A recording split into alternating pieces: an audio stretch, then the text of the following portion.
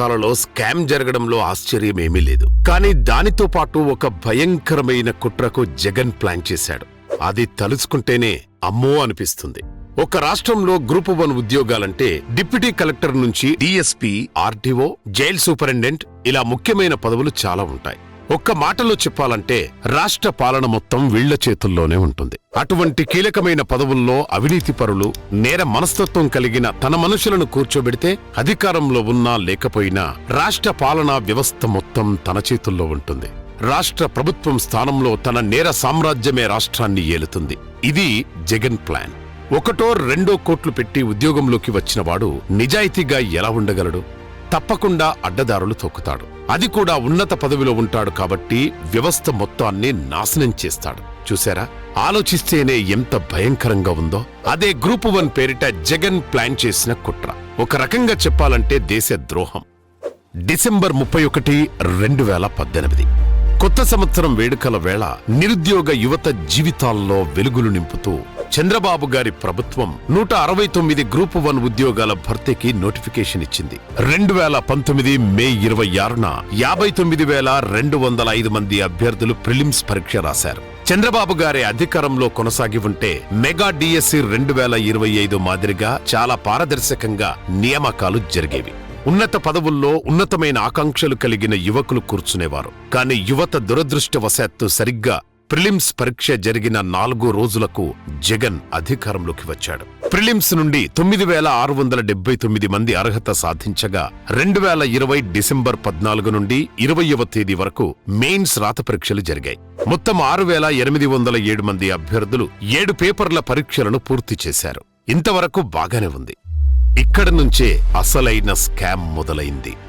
అప్పట్లో APPSC chairman గా ఉన్న డాక్టర్ ఉదయ భాస్కర్ ఉన్నారు. ఆయన టీడీపీ ప్రభుత్వంలో నియమితులయ్యారు. కాబట్టి జగన్ ఆయన్ను పక్కన పెట్టాడు. తన మనిషిగా పేరుబడ్డ పిఎస్ఆర్ ఆంజనేయులు ఐపీఎస్ నుంచి తెచ్చి ఏపీపీఎస్సీ కార్యదర్శిని చేశారు. జగన్ కుట్ర అమలుకు గ్రూప్ 1 స్కామ్ కు ఇదే ఆరంభం.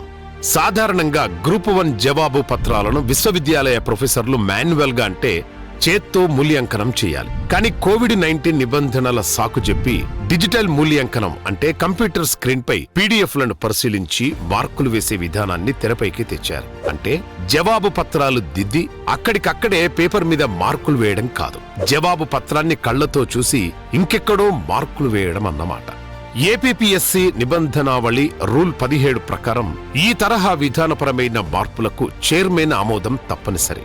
కానీ అప్పటి కార్యదర్శి పిఎస్ఆర్ ఆంజనేయులు చైర్మన్ అనుమతి లేకుండానే ఏకపక్షంగా నిర్ణయం తీసుకున్నాడు.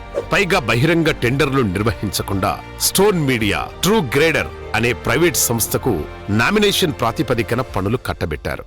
ఈ కంపెనీ మేనేజింగ్ డైరెక్టర్ పిఎస్ఆర్ ఆంజనేయులకు స్నేహితుడు మరియు కాలేజ్ మేట్. ఈయన 2021 జనవరి 25న ప్రతిపాదన సమర్పిస్తే మరుసటి రోజు రిపబ్లిక్ డే కాబట్టి దాన్ని జనవరి 27న ఆంజనేయులు ఆమోదించి వర్క్ ఆర్డర్ ఇచ్చేశాడు. అంతా ఆఘ మేఘాల మీద జరిగిపోయింది. ఇప్పుడు పేపర్ దిద్దే వాళ్ల విషయానికొద్దాం. ఏపీపీఎస్సీ ఆఫీస్ మాన్యువల్ ప్రకారం ప్యానెల్ ను యూనివర్సిటీల నుండి తీసుకోవాలి. కానీ నిబంధనలకు విరుద్ధంగా ప్రైవేట్ స్కూళ్లు, కాలేజీలలో పనిచేస్తున్న టీచర్లు, లెక్చరర్లను 158 మందిని తీసుకుని ప్యానెల్ లిస్టు రెడీ చేసి ఆమోదించారు. ఇదే అక్రమం అనుకుంటే ఇందులో మళ్లీ ఇంకో అక్రమం ఏంటంటే ఈ 158 మందిలో కేవలం 72 మందికి మాత్రమే బాధ్యతలిచ్చారు. కానీ అక్రమాల కోసం ప్యానెల్లో లేని 25 మందికి ఇతర పనులు అంటూ అనధికార వ్యక్తులకు పురమాయించారు. వీరిలో 10వ తరగతి, ఇంటర్మీడియట్ చదివిన వారు, ఎలక్ట్రీషియన్లు, డ్రైవర్లు, గృహిణీలు కూడా ఉన్నారు. ప్యానెల్లో లేని వ్యక్తులు కూడా మూల్యాంకనం చేసి డబ్బు తీసుకున్నారు. ఇలాంటి ఒక 29 మంది నుండి స్టేట్మెంట్లు నమోదు చేసింది సిట్. చాలా మందికి తాము గ్రూప్ 1 ప్యానెల్లో ఉన్నామని కూడా తెలియదని చెప్పారు. కానీ అందరూ స్టోన్ మీడియా నుండి డబ్బు తీసుకున్నట్టు ఒప్పుకున్నారు. అది విచిత్రం. ప్యానెల్లో లేని రఘురామ్ అనే వ్యక్తి ఆన్సర్ సీట్ వాల్యుయేషన్ @gmail.com అనే ప్రైవేట్ జీమెయిల్ ఖాతా ద్వారా మూల్యాంకనం చేసే వారికి స్కాన్ చేసిన పీడీఎఫ్ పత్రాలను గూగుల్ డ్రైవ్ లింక్ ద్వారా పంపేవాడు. వారికి మొదట 2-3 శాంపిల్ స్క్రీన్లు ఇచ్చి ఆమోదం వచ్చాక దాదాపు 40 స్క్రిప్టుల బండిల్స్ ఇచ్చేవాడు. మూల్యాంకనం అయ్యాక స్క్రిప్టులను డిలీట్ చేయమని చెప్పేవాడు. అయితే కొంతమంది డిలీట్ చేయలేదు. ఆ ఫైళ్లే ఇప్పుడు సిట్ దర్యాప్తులో దొరికాయి. ఇంకో విషయం ఏంటంటే కేవలం మొదటి ఎగ్జామినర్ మూల్యాంకనమే జరిగింది. రెండో మూడో మూల్యాంకనం అస్సలు జరగలేదు. రెండో మూల్యాంకనం మార్కులను రఘురామే స్వయంగా మొదటి మార్కుకు 1-2 మార్కులు కలిపి తీసి ఇష్టారాజ్యంగా నింపేశాడు. అంతేకాకుండా ఇతగాడే స్వయంగా దాదాపు 300 ఇంగ్లీష్ స్క్రిప్టులు దిద్దాడు. 40 చొప్పున బండిల్స్ గా తర్వాత డిలీట్ చేసేవాడు. దాదాపు 30 మంది అభ్యర్థులను ఇంగ్లీష్ పేపర్లో ఫెయిల్ చేసినట్టు సిట్ దర్యాప్తులో ఒప్పుకున్నాడు. నిరుద్యోగుల ప్రతిభతో, వారి జీవితాలతో అర్హత లేని వ్యక్తులు ఎలా ఆడుకున్నారో చూడండి. ఇలా చేసి 2021 ఏప్రిల్ 28న ఫలితాలు ప్రకటించారు. 326 మంది ఇంటర్వ్యూకి షార్ట్ లిస్ట్ అయ్యారు. కుట్రలో మొదటి దశ అలా పూర్తయింది.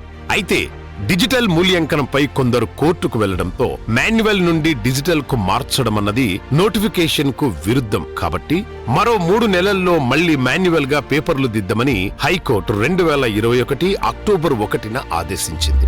దీంతో రెండో దశ కుట్రకు తెరలేసింది. డిసెంబర్ 2021 మాన్యువల్ ఎవాల్యూషన్ కోసం మళ్లీ ఇంకో టీంని రెడీ చేశారు. పిఎస్ఆర్ ఆంజనేయులు.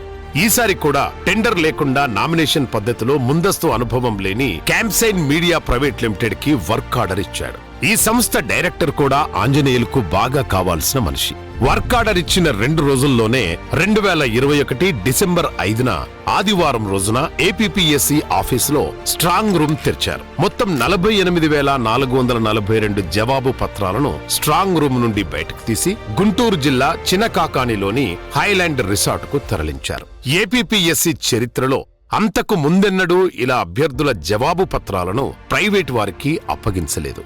అందులోనూ అగ్రిగోల్డ్ కుంభకోణంలో అటాచ్ చేయబడి కోర్టు అనుమతితో ప్రవేశించాల్సిన నిషేధిత హైలాండ్ రిసార్టులో మరో కుట్రకు తెరతీయడమంటే న్యాయ వ్యవస్థ పట్ల లెక్కలేనితనమే కదా. పైగా గ్రూప్ 1 అంటే ఎంతో ఉన్నతమైన పదవులు. ఆ ఉద్యోగాల కోసం అభ్యర్థులు ఎంతో కష్టపడి చదివుంటారు. అలాంటి వాళ్ల భవిష్యత్తు, కలలు ఇప్పుడు ఒక ప్రైవేటు వ్యక్తి చేతిలో తాళం చెవి రూపంలో ఉన్నాయి.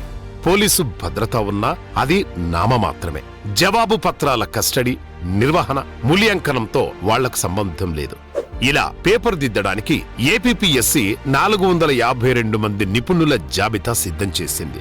కానీ ఆ జాబితాలోని ప్రొఫెసర్లను సిట్ విచారించినప్పుడు తమకు ఏ సమాచారం రాలేదని, తాము ఎలాంటి మూల్యాంకనం చెయ్యలేదని 52 మందికి పైగా ప్రొఫెసర్లు ధృవీకరించారు. ఏపీపీఎస్సీ ఇచ్చిన లిస్టును జగన్ మనిషి పిఎస్ఆర్ ఆంజనేయులు పట్టించుకోకుండా పక్కన పడేశాడు అనడానికి ఇదే నిదర్శనం. మరి పేపర్లు దిద్దిందెవరు? ఎవరో తెలిస్తే మీరు నోరెళ్లబెడతారు. సెక్యూరిటీ గార్డులు, ప్రైవేట్ టీచర్లు, ఎలక్ట్రీషియన్లు, డేటా ఎంట్రీ ఆపరేటర్లతో కూడిన 66 మంది టీంని క్యాంప్సైన్ సంస్థ పట్టుకొచ్చింది. ఏపీపీఎస్సీ సెక్రటరీ ఆంజనేయులు ఆదేశాల మేరకు 5 మంది ఏపీపీఎస్సీ అధికారులు హైలాండ్ రిసార్ట్ వెళ్లి డేటా ఎంట్రీ ఆపరేటర్లకు ఓఎంఆర్ షీట్ ఎలా నింపాలో, ఎక్కడ సంతకాలు చేయాలో నేర్పించి వచ్చారు. ఇంతకుముందు డిజిటల్ ఎవాల్యూషన్ లో వచ్చిన మార్కుల జాబితాను రఘురాం అనే వ్యక్తి తయారు చేసిన విషయం తెలిసిందే. ఇప్పుడు అదే రఘురాం ముందటి డిజిటల్ మూల్యాంకనం మార్కుల ఆధారంగా ఎక్సెల్ లిస్టు తయారు చేసి ప్రింటౌట్లు ఏపీపీఎస్సీ అధికారులకిచ్చాడు. వారి సూచన మేరకు 66 మంది డేటా ఎంట్రీ ఆపరేటర్లు జవాబు పత్రాలు తెరవకుండానే ఆ మార్కులను కొత్త ఓఎంఆర్ షీట్లో బబుల్ చేసి ఎగ్జామినర్ 1, ఎగ్జామినర్ 2, స్క్రూటినైజర్, క్యాంప్ ఆఫీసర్ కాలంలలో సంతకాలు పెట్టేశారు.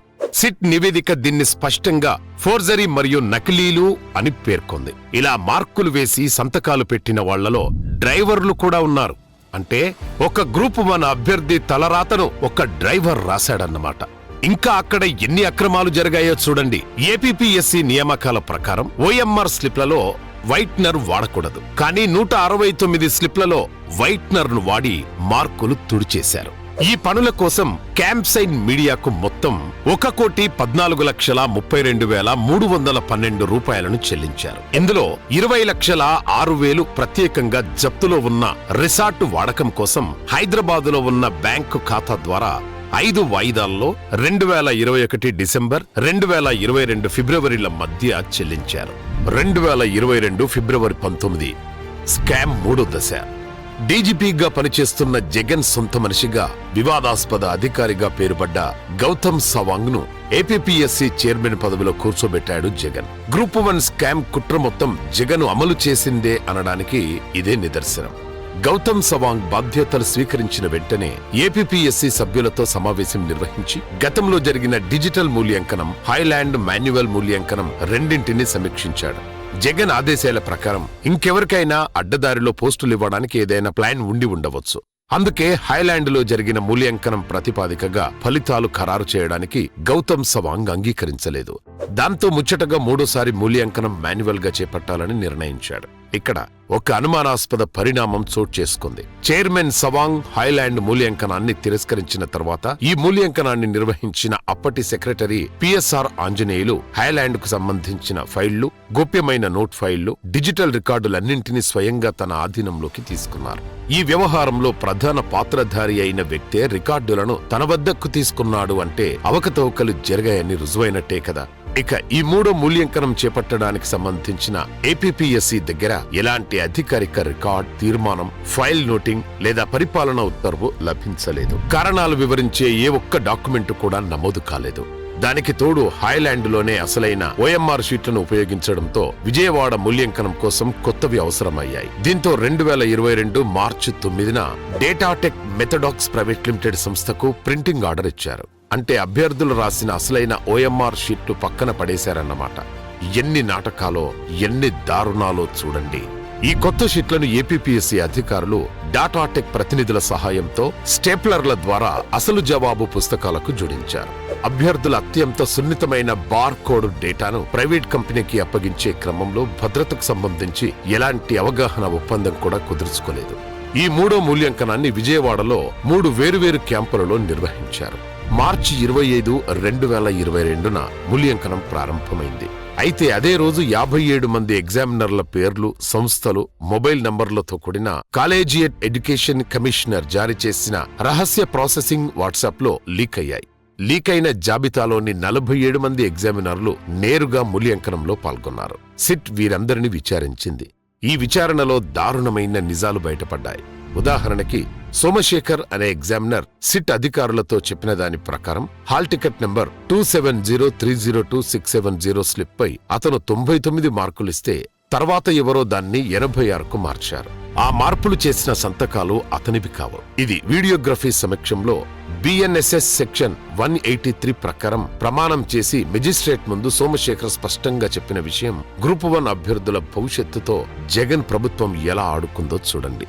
ఎలాగైతే మే 26, 2022న ఫలితాలు ప్రకటించి 1:2 నిష్పత్తిలో 325 మందిని ఇంటర్వ్యూకు షార్ట్ లిస్ట్ చేశారు. డిజిటల్లో షార్ట్ లిస్ట్ అయిన 326 మందిలో 202 మంది అంటే 62% ఈ జాబితా నుండే మాయమయ్యారు.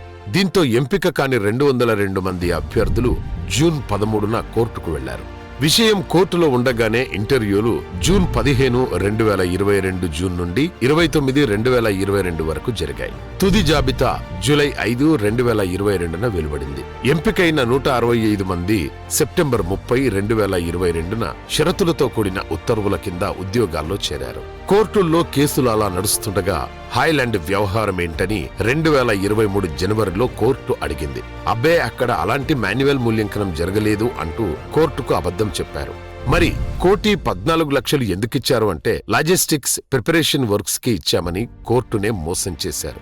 కానీ వాళ్ళిచ్చిన వర్క్ ఆర్డర్లో మాత్రం మాన్యువల్ ఎవాల్యుయేషన్ కోసమని రాసుకున్నారు. సిట్కి ఇలా దొరికిపోయారన్నమాట. అంటే వ్యవస్థను జగన్ ఎంత భ్రష్టు పట్టించాడో చూడండి. చివరికి 2-3 మూల్యాంకనాలు చట్టవిరుద్ధం, అక్రమం అంటూ 2024 మార్చి 13న కోర్టు ప్రకటించింది. మే 26, 2022న నాటి జాబితాను రద్దు చేసి కొత్తగా మెయిన్స్ పరీక్ష నిర్వహించాలని, కనీసం 2 నెలల తయారీ సమయం ఇచ్చి 6 నెలల్లో రిక్రూట్మెంట్ పూర్తి చేయాలని ఆదేశించారు. షరతులతో విధుల్లో చేరిన వారికి మార్చి 31, 2024 డివిజన్ బెంచ్ ఇంటరిమ్ స్టే మంజూరు చేసింది. సిట్ దర్యాప్తులో బయటపడిన అక్రమాలు ఇలా ఉన్నాయి. ఇది కేవలం ఏపీపీఎస్సీ ఒక్కదానికి సంబంధించిన సమస్య కాదు. ప్రభుత్వ నియామకాలపై ప్రజల నమ్మకాన్నే వమ్ము చేసిన ఉదంతం. ఇది కేవలం ఒక కుంభకోణం కాదు. ఇది వేలాది మంది యువత తమ భవిష్యత్తు కోసం పెట్టిన నమ్మకాన్ని, కష్టాన్ని, కన్నీళ్లను ఒక్క కాగితాలాటగా మార్చేసిన కథ. జగన్ హయాంలో దిగజారిన వ్యవస్థలకు నిదర్శనం. యువతకు జగన్ చేసిన ద్రోహం. అదే ద్రోహాన్ని జగన్ ఇప్పుడు కూడా చేస్తున్నాడు. మెగా డిఎస్సికి ఎంపికైన అసలైన ప్రతిభ కలిగిన అభ్యర్థుల ఉద్యోగాలు ఊడగొట్టడానికి కుట్రలు చేస్తున్నారు. ప్రతి నిరుద్యోగ యువకుడు గ్రూప్ 1 పై సిట్ ఇచ్చిన నివేదికను చదివి జగన్ను ప్రశ్నించాల్సిన సమయమిది.